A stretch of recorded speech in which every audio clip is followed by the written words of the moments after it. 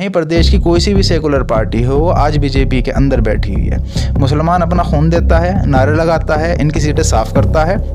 जब सरकार बन जाती है तो वो दरिया बिछाने का काम करता है। वह नाम इंडिया गठबंधन हो रहा है। देश में अक्सरियत लोग सिर्फ मोदी जी के चेहरे को देख रहे हैं। अच्छा, मोदी जी के चेहरे के सामने देश में यह हकीकत है, सच्चाई है, दूसरा चेहरा कोई और दिखाई नहीं दे रहा है जो उनको टक्कर दे सके। तो देखिए लगातार जिस तरह से एक के बाद एक, जैसे कि हमने आपको बताया कि सिलसिलेवार तरीके से कुछ अहम शख्सियतों को अब तक पहुंचाने की कोशिश की जा रही है। उसी कड़ी में, उसी सिलसिले में एक और नया बस्ती हमारे कैमरे के रूबरू है, डॉक्टर अशफाकुल्लाह खान साहब, जो देवबंद में बहुत चर्चित नाम भी है और देवबंद में इनका हिकमत का शानदार काम भी है, जो शायद इनका पैतृक काम रहा है। उसके विषय में कुछ बातचीत करेंगे, लेकिन कुछ और एक यूथ, एक युवा, एक पढ़ा लिखा जो है एक समुदाय विशेष का वर्ग क्या सोचता है, क्या उसकी ज़हनियत है और आज की राजनीति को किस तरह से देखता है, कई अहम मुद्दों पर चर्चा होगी। इंटरव्यू बहुत इंटरेस्टिंग होने वाला है। उम्मीद करता हूँ कि ये आप आखिरी तक, अंत तक वीडियो ज़रूर देखेंगे। तो खैर मकदम है हमारे चैनल में आपका डॉक्टर साहब। जी बहुत बहुत शुक्रिया, आप तशरीफ़ लाए देवबंद में, आपका खैर मकदम है। हम आपका तहे दिल से स्वागत करते हैं। चलिए, बहुत बहुत शुक्रिया। डॉक्टर साहब, मेरा सबसे पहला कि जैसे कि मैंने कहा कि आप देख रहे हैं कि इस वक्त जो है लोकसभा का चुनाव है, जो कि बहुत अहम चुनाव है, 5 साल में एक बार आता है। तो एक ऐसे वोटर, एज ए नागरिक, आप इस चुनाव को किस तरह देखते हैं आज के वक्त में, कि क्या जो एक इल्ज़ामात लगाए जाते हैं आपके नज़रिए से वो इल्ज़ामात सही हैं, या एक पढ़ा लिखा यूथ क्या सोचता है, वो हमारे लाखों व्यूअर्स तक आपके ज़रिए, कि क्या लोकतंत्र में चुनाव निष्पक्ष हो रहे हैं, आपका क्या कहना है? देखिए, देश में अलग अलग प्रदेश से अलग अलग प्रतिक्रिया आ रही हैं लोगों की। अभी हाल ही में हमने देखा चंडीगढ़ में धांधली से एक कैंडिडेट को, एक पार्टी को जिताया गया, मेयर बनाने के लिए मेयर बना दिया गया। इस चीज़ को देखते हुए तो जाहिर सी बात है, कहीं ना कहीं सवाल निशान है। इलेक्शन कमीशन पे भी हैं और जो अधिकारी हैं उन पे भी सवाल निशान है कि आखिर ये क्या हो रहा है। लोग तो कह ही रहे हैं, लेकिन एक सबूत के साथ देश में उजागर जो स्कैम हुआ है वो उस पर सोचने का विषय तो बनता है। तो एक यूथ क्या चाहता है, मतलब आपको क्या लगता है, अगर आपको मौका दिया जाए और आपको सामने ऑप्शन रखा जाए कि भाई आपको जो वोटिंग डालनी है वो एक ऑप्शन है बैलेट पेपर से और एक ऑप्शन है वोटिंग मशीन से, ईवीएम से, तो आप किसके साथ जाएंगे? देखिए, अक्सर मुल्कों में, जितने भी विकासशील मुल्क हैं, उनमें बैलेट पेपर से चुनाव हो रहा है। तो जाहिर सी बात है, बैलेट पेपर से कुछ ना कुछ फ़ायदा है, ट्रांसपेरेंसी ज़्यादा है। जी। तो बैलेट पेपर से चुनाव ज़्यादा अच्छा रहेगा, ज़्यादा बेहतर रहेगा, आपकी भी राय यही है। अच्छा, चलिए ठीक है। अच्छा, कुछ आपके पर्सनल, क्योंकि जिस तरह से मैंने जब हम देवबंद में पहुँचे और देवबंद में पहुंचने के बाद हमने जानकारी निकाली, काफ़ी हमारे जानकारों से मालूम चला, तो काफ़ी वक्त से आप देवबंद में, और शायद आपका पैतृक भी जो है वो कहीं ना कहीं दवाखाने से रिलेटेड, हिकमत से रिलेटेड कारोबार रहा है। तो इतने कम वक्त में इतनी ख्याति पाना, क्या ऐसी ख़ास चीज़ें हैं? मैं नुस्ख़ों के बारे में तो जिक्र नहीं करूँगा, लेकिन कुछ ना कुछ ज़रूर बताएं, ताकि जो आज के वक्त में इस शोबे में, अलग अलग राज्यों में, स्टेट में, क्योंकि ये चैनल अल्लाह का फजल है, आपकी दुआ से 47 लाख लोगों तक पहुँच चुका है, देश के सभी राज्यों में देखा जाता है। तो क्या आप स्ट्रगल करने वालों को ये जो आपने सीखा अपने वालिद मोहतरम से या अपने बड़ों से, क्या आप उनको गाइडलाइन देना चाहेंगे? देखिए, काम कोई भी हो, उसमें सबसे पहली चीज़ ईमानदारी लगती है। ईमानदारी अगर जो आपके साथ है, सच्चाई आपके साथ है, तो कामयाबी आपको मिलेगी। हम देख रहे हैं कि BOMS या BAMS कोर्स कर रहे हैं नौजवान, ये आयुर्वेदिक और यूनानी कोर्स है, लेकिन ज़्यादातर प्रैक्टिस एलोपैथ में कर रहे हैं। 6 महीने किसी हॉस्पिटल में लगा देते हैं, फिर उसके बाद जाके वो एलोपैथ में प्रैक्टिस करते हैं। इसीलिए हमारा जो यूनानी आयुर्वेदिक दवाएं थी वो हमारे देश से अक्सर मिटती जा रही हैं, ख़त्म होती जा रही हैं। इसका सबसे बड़ा रीज़न ये है कि काम तो ये करती हैं अपना पहली खुराक से, लेकिन असर इनका थोड़ा देर से दिखता है। उस वक्त जब एलोपैथ का चलन शुरू हुआ देश में, दुनिया में, तो ये एक अजीबोगरीब जादू सा था। इधर गोली खाई, इधर आराम हो गया, थोड़ा दर्द कम हो गया, बुखार ठीक हो गया, एकदम से कोई भी चीज़, जिस चीज़ के लिए आप दवाई खा रहे हैं उसमें फ़ौरी तौर से आराम आपको दिखता है। लेकिन उसके जो नुकसानात बाद में आपके जिस्म में, बॉडी में रह जाते हैं, वो लोगों को अब समझना शुरू हो गया कि एलोपैथ में जो नुकसानात हैं, अभी WHO ने भी कहा कि एंटीबायोटिक का इस्तेमाल डॉक्टर्स बहुत कम के बराबर करें, क्योंकि कोरोना में जितनी भी एंटीबायोटिक्स दी गई हैं उनके असर बहुत कम के बराबर मरीज़ को मिले। यूनानी दवाएं काम करती हैं और जिस मर्ज़ के लिए आप इस्तेमाल कर रहे हैं उस मर्ज़ को वो ठीक करती हैं, जड़ से ख़त्म करती हैं। आगे ऐसा जिस्म में आपके पैदा कर देती हैं मादा कि आगे कोई बीमारी उस मर्ज़ की ना आपके जिस्म में हो।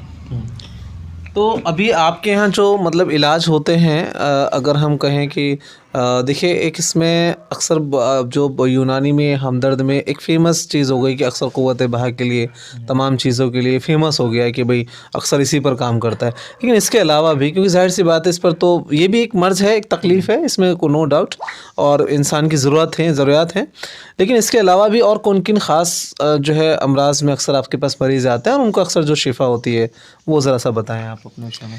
देखिए, अब से तकरीबन 15-20 साल पहले जैसे शुगर की एक बीमारी देश में हमारे फैली थी। पहले हम सुनते थे कि कहीं कहीं किसी मोहल्ले में किसी को शुगर हो गई तो एक अजीब सा सुनने में लगता था कि यार उसको शुगर हो गई।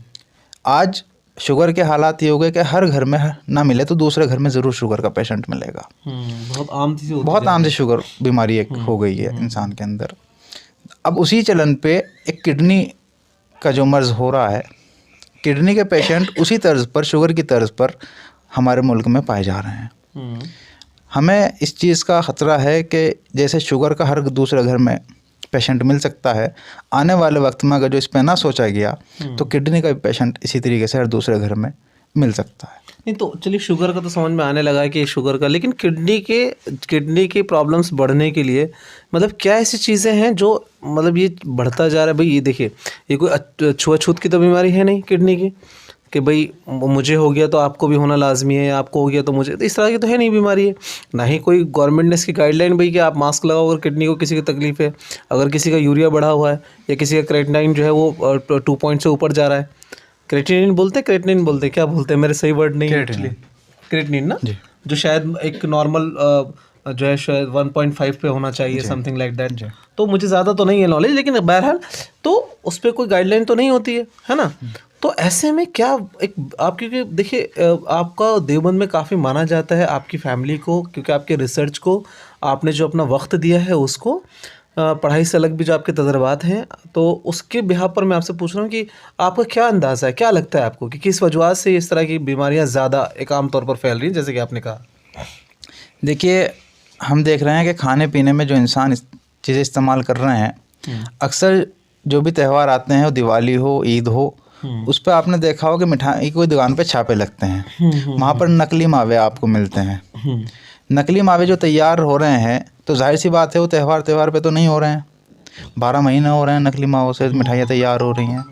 और जब नकली मिठाइयाँ तैयार हो रही हैं, जब इंसान उनको सेवन करता है तो वो बॉडी में जाकर, जिस्म में जाकर अपना काम दिखाते हैं। वो आपके लीवर पे असर डालते हैं, वो आपके फेफड़ों पे असर डालते हैं, वो आपकी किडनी पे असर डालते हैं, वो आपके हार्ट पे असर डालते हैं। मिठाई के अलावा भी और सी बहुत सी चीज़ें हैं जिनको इंसान को, जो पहले एक घी, दूध नकली मिलावटी आने लग गए, पहले ओरिजिनल थे, अब मिलावटी आ रहे हैं। तो इंसान को और गवर्नमेंट को भी इस चीज़ पे ध्यान देना पड़ेगा। जो बाज़ार में मिलावटी चीज़ें हैं, जिसमें यूरिया वगैरह डाला जा रहा है, ज़ाती खादों की हो रही है फसलों में, उस पर ध्यान देना पड़ेगा। अच्छा, केमिकलाइज जो खादें हैं, यानी कि नेचुरल खाद पर आना पड़ेगा, कहीं ना कहीं मिट्टी की उर्वरता को बढ़ाना पड़ेगा, अगर आपके शब्दों को मैं पूरा करूं। एक्चुअली क्या है कि आपको मैं गाइस बता दूं कि इस लोकसभा के चुनाव के सफ़र में जो ख़ास अहम जानकारियाँ इंसानी ताल्लुक़ से जुड़ी हुई मिलेंगी, तो जाहिर सी बात है इस शख्सियत को मैं ज़रूर आपके रूबरू करता रहूँगा, और जिससे क्या तमाम लोगों को फैस पहुँचा। और मैं तो अगर मैं आपसे बिल्कुल पूछूँ और बिल्कुल अगर आपका मैं निष्पक्ष जवाब चाहूँ, तो आप कौन सी आगामी सरकार देखना चाहेंगे as a voter, as a नागरिक? देखिए, सरकार कोई भी बने, सरकार वो बने जो देश को देश बनाए। देश को आज ज़रूरत है नौजवानों को रोज़गार की, एजुकेशन की। जो ये माहौल देश में बना हुआ है आपसी नफ़रतों का, इस नफ़रत को ख़त्म करने की। और ये नफ़रत आज से नहीं, आज़ादी के वक्त से ही हिंदू मुस्लिम के बीच में नफरत बो दी गई थी। एक विपक्ष ने और पक्ष ने मिलकर एक दीवार ऐसी खड़ी कर दी थी कि हिंदू ये हो गए, मुसलमान ये हो गए। जब तक कि हिंदू मुस्लिम नहीं ख़त्म होगा, देश तरक्की नहीं कर सकता। देश तरक्की जब करेगा जब हिंदू मुस्लिम ख़त्म होके जो टैलेंटेड नौजवान हैं उनका टैलेंट को देखा जाएगा, उनको आगे बढ़ाया जाएगा, एजुकेशन उनको दी जाएगी, खेल के मैदान में जो टैलेंटेड बच्चे हैं उनको आगे बढ़ाया जाएगा, जो साइंटिस्ट बन रहे हैं उनको आगे बढ़ाया जाएगा। उसमें सरकार एजुकेटेड जो हमारे कैंडिडेट होंगे वो कोई सी भी पार्टी के हों। देखिए मेरा मानना ये है कि जो कैंडिडेट आपके होंगे, आप कैंडिडेट देखिए, आपकी विधानसभा से लोकसभा से जो कैंडिडेट आ रहे हैं उनके एजुकेशन क्या है, उनका बैकग्राउंड क्या है, उन पे कितने मुकदमे हैं, उन साफ़ सुथरी छवि के हैं। जो साफ़ सुथरी छवि का इंसान होगा, अच्छा कैंडिडेट होगा, उसको लोगों को वोट देना चाहिए। यानी उसको संसद में चुन के भेजें आप। बिल्कुल बिल्कुल। देखिए एक बहुत यूनिक और बड़ा अच्छा जवाब कहीं ना कहीं मैं समझता हूँ कि बिल्कुल, और मैं इस बात से बड़ा इत्तेफाक रखता हूँ कि हम पार्टी को ना देख के, क्योंकि जाहिर सी बात है हम अपनी पोलिंग बूथ में जाएंगे वोट डालने के लिए, तो एक बड़ी कॉमन राय है, बड़ी अच्छी राय है कि अपने कैंडिडेट को देखें कि आप अपना किसको रहबर चुनकर भेज रहे हैं सदन में। शायद मैं आपके लफ्ज़ों को पूरा कर रहा हूँ तो देखिए अभी तक के किसी भी पार्टी की या किसी भी कैंडिडेट की अब तक के साफ सुथरी बात नहीं निकल के आई है कौन कौन कैंडिडेट किस पार्टी से खड़े हैं। ये तो आगे आने वाले टाइम में पता चलेगा कि हमारे ज़िले से कौन कैंडिडेट कौन सी पार्टी से। नहीं, आपके ज़िले के अलावा वैसे आज 192 लिस्ट लगभग भाजपा की आई हैं, तो मुझे लग रहा है शायद आप मसरूफ़ रहे होंगे नहीं बिल्कुल हो गई होगी। हाँ, खैर बहरहाल और भी काफ़ी सारी लिस्टेड आई हैं जिसके ऊपर विपक्ष ने बहुत कटाक्ष भी किया है कि शायद पहले लिस्ट के अंदर वो बहुत सारे नाम कट गए जो भाजपा पे, जिन पर ये तो सब चीज़ें होंगी। खैर अब ये बहुत सारी चीज़ें आना जाना लगा रहेगा। खैर अच्छा, कैसे देखते हैं कि अगर एक यूथ की हम बात करें, नज़रिया करें, और आपके स्पेशली बात हम आपसे पूछना चाहें तो इंडी गठबंधन को कैसे आप आंक रहे हैं कि क्या फाइट में है, या लग रहा है कि जिस तरह से टूटना मिलना बिछड़ना और ये कुंभ का मेला बन चुका है बिल्कुल, अगर हम कहें तो जयंत चौधरी आते हैं चले जाते हैं, अगर एक भारत रत्न जो है नवाजा, हालांकि वो बिल्कुल मैं चौधरी चरण से मेरे पक्ष में हूँ कि भारत रत्न के लायक हैं और शायद बहुत पहले मिल जाना चाहिए, तो उनके कार्य हैं सराहनीय, लेकिन इसको भी विपक्ष कह रहा है कि जो कहीं ना कहीं ये प्रलोभन का एक जरिया है। तो एक यूथ क्या कहता है हमारे दर्शकों तक? देखिए उनके क्या आपस में ना इत्तफाकी हुई हो इंडिया गठबंधन में सीट बंटवारे को लेके चौधरी साहब की, वो तो अखिलेश जी को और जयंत चौधरी को पता है। लेकिन हाँ, भारत रत्न जो मिला है वो अच्छी चीज़ है। चौधरी चरण सिंह जी ने बहुत अच्छे कार्य किए देश के लिए, देश को तरक्की के लिए बहुत सारे अच्छे कार्य उन्होंने किए हैं, उनका योगदान रहा है, उनको भारत रत्न मिलना चाहिए। रही बात इंडिया गठबंधन की, देखिए इंडिया गठबंधन और मोदी जी, आप बीजेपी ना कहिए बल्कि मोदी जी कहिए, मोदी बनाम इंडिया गठबंधन, मोदी बनाम इंडिया गठबंधन हो रहा है। देश में अक्सरियत लोग सिर्फ मोदी जी के चेहरे को देख रहे हैं। अच्छा, मोदी जी के चेहरे के सामने देश में यह हकीकत है, सच्चाई है, दूसरा चेहरा कोई और दिखाई नहीं दे रहा है जो उनको टक्कर दे सके। इसलिए ये बड़ी बात है कहीं ना कहीं। तो देखिए काफ़ी सारी अहम, जो कोई अहम और ख़ास बात जो शायद हमारे पास सवाल ना हो और आप अपने जहन से कुछ कहना चाहें हमारे लाखों व्यूअर्स को, तो प्लीज़। देखिए आज ख़ास तौर से मुस्लिम समाज को और कहीं ना कहीं भारतीय जनता पार्टी के जो ऊपर के टॉप लीडर हैं उनको भी ये पहल करनी चाहिए, आला कमानों को। जो बीजेपी और मुस्लिमों के बीच दीवार खड़ी की गई थी नफ़रत दिखाकर, उनकी बोल वचल दिखाकर, जैसे उनके कमेंट्स आते हैं, ठीक है उनके कमेंट्स बहुत रूड होते हैं, दुख पहुंचाते हैं। अभी कुछ नेशनल चैनल को कोर्ट से जो है वो दंडित भी किया गया है। जी जी। लेकिन अगर जो आप देखा जाए कि जो मुस्लिम समाज है आज़ादी से लेकर अब तक मोदी सरकार ने नहीं, जो भी सरकार रही है, कांग्रेस सरकार रही है, उसने भी ठगने का काम किया है। सिर्फ उसने रहनुमाओं के नाम पर, लीडरों के नाम पर उनको लॉलीपॉप देकर पूरी कौम को ठगा है, मारा है, इनके साथ ज़्यादती की है। सरकारी नौकरियों में जितने थे उनके 3% भी आज मुस्लिम नहीं रहे। तो ये खाली मोदी जी का नहीं बल्कि पिछली सरकारों का भी रहा है। और मुसलमानों को सोचना चाहिए कि आपके जो सच्चे रहनुमा हैं, अच्छे रहनुमा हैं, बल्कि हर मुसलमान रहनुमा अपना आप पैदा कर सकता है। वो पैदा कर सकता है एजुकेशन के ज़रिए। आप अपने बच्चों को आला से आला तालीम दीजिए ताकि उनको पता चले कि हमारी भविष्य, हमारा आने वाला मुस्तकबिल क्या है, हम किस तरीके से आगे बढ़ सकते हैं, अपने घर की, अपने शहर की, अपने देश की कैसे सेवा कर सकते हैं, और ये नफ़रत की दीवार कैसे हटा सकते हैं। वो सिर्फ एजुकेशन में अच्छी से अच्छी एजुकेशन लेकर, और अंधभक्ति वो चाहे किसी लीडर की हो, चाहे रहनुमा की हो, कि चाहे दीनी रहनुमा हो, ये जो उल्टे सीधे बयान देते हैं, इन उल्टे सीधे बयानों से बचना चाहिए। नफ़रत हो कोई भी हो, वो चाहे किसी भी समुदाय की तरफ से, कोई भी नफरती जो अपने बयान देता हो, कहीं ना कहीं उसको समाज से बिल्कुल बायोकाट कर देना चाहिए, शायद समाज से उसको बिल्कुल निष्कासित कर देना चाहिए। बिल्कुल बिल्कुल बिल्कुल। और भविष्य के लिए, आने वाले मुस्तकबिल के लिए एक अच्छा रहनुमा और अच्छी पार्टी के लिए जो आपको आपका हिस्सेदारी दे, जो आपकी हिस्सेदारी बैठती है, उस हिस्सेदारी को आपको हक दे, सुनिश्चित करें और उस पर वोट दें। बाकी कोई भी हो, वो सिर्फ टोपी पहनकर, मफरल लगाकर मुसलमानों की हिमायत करने की कोशिश ना करे, क्योंकि वो सच्चे हिमायती नहीं हो सकते। आधी कांग्रेस आज बीजेपी में है, और आधी से ज़्यादा समाजवादी आज बीजेपी में है। कहीं प्रदेश की कोई सी भी सेकुलर पार्टी हो, वो आज बीजेपी के अंदर बैठी हुई है। मुसलमान अपना खून देता है, नारे लगाता है, इनकी सीटें साफ करता है। जब सरकार बन जाती है तो वो दरिया बिछाने का काम करता है। वो दरिया बिछाने के ना अपना हक मांगे, अपना इंसाफ मांगे, और उनके साथ अपनी बराबरी करे, जब ही तरक्की हो सकती है। शुक्रिया।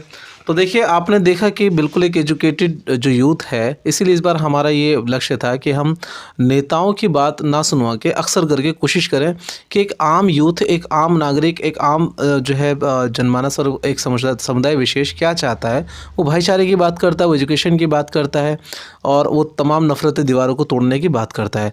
अब बात आती है आपके ऊपर कि आप इस बात को कहाँ तक पहुँचाते हैं।